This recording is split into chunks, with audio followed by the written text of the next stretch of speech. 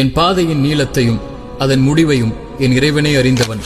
நகரும் வரையும் நீளும் வரையும் என்னை இயக்கும் ஒரே ஒரு கேள்வி இந்த பாதையில், இவ்வளவையும் கொடுத்தவனுக்கு நான் எதை செய்தேன் என்ற கேள்வி மட்டும்தான். துவண்டு போகும் போதும் புறக்கணிக்கப்படும் போதும் என்னை அரவணைக்கும் இறைவனுடைய வார்த்தைகள் இவையெல்லாம்.